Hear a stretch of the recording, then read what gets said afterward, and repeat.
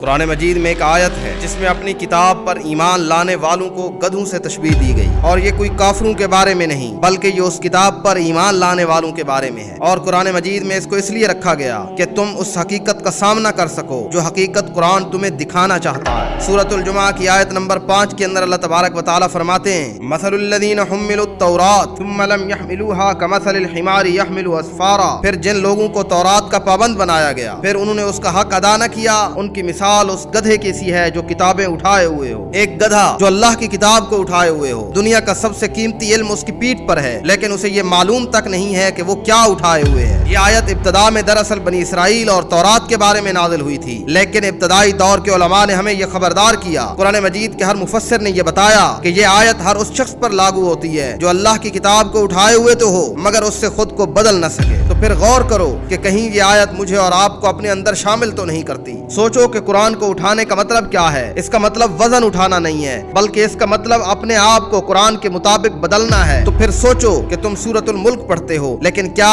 ये तुम्हारे मरने के बारे में सोचने का अंदाज बदलती है? तुम गीबत के बारे में आयात जानते हो, आयात को सुनते रहते हो, लेकिन क्या फिर भी तुम ऐसी महफिलों में बैठते हो जहाँ लोगों की इज्जतें उछाली जाती हैं? कुरान मजीद की इस आयत के अंदर लफ्ज यहमिलु बोला गया जिसका मायना होता है उठाना। असल नुक्ता इसी लफ्ज के अंदर है। देखो कि गधा किताबों को जिस्मानी तौर पर उठाता है, वजन उसकी पीठ पर होता है, लेकिन कुछ भी उसके अंदर मुंतकिल नहीं होता, कुछ भी उसके दिल में दाखिल नहीं होता। इल्म बाहरी रहता है, वो बोझ की तरह होता है, लेकिन उसका इल्म बेअसर होता है। कुरान को सिर्फ अपनी यादाश्त में उठाना या कुरान को सिर्फ हाथ में उठाना ये उस तरह बिल्कुल नहीं है कि जैसे कुरान को अपने किरदार में उठाया जाए। इमाम गजाली ने उन लोगों के बारे में लिखा जो कुरान को खूबसूरत अंदाज में पढ़ते हैं मगर ऐसी जिंदगी गुजारते हैं जैसे उन्होंने उसे कभी पढ़ा ही ना हो। उन्होंने ऐसे लोगों को कहा कि वो लोग जो कुरान को अपनी जबान पर उठाते हैं दिलों में नहीं। तो इमाम गजाली फरमाते हैं कि जब इंसान ऐसा हो जाए तो इंसान उस गधे की मानंद हो जाता है जो खजाने से लदा हुआ है मगर उसे उसकी कोई खबर नहीं। याद रखो कि ये जुमला तुम्हें तोड़ने के लिए नहीं कहा गया, ये तुम्हें जगाने के लिए कहा गया है, क्योंकि गधे और आलिम के दरमियान फर्क सिर्फ हिफ्ज नहीं है, ना ये कि तुमने कितने पारे मुकम्मल किए हैं। असल फर्क है तब्दीली।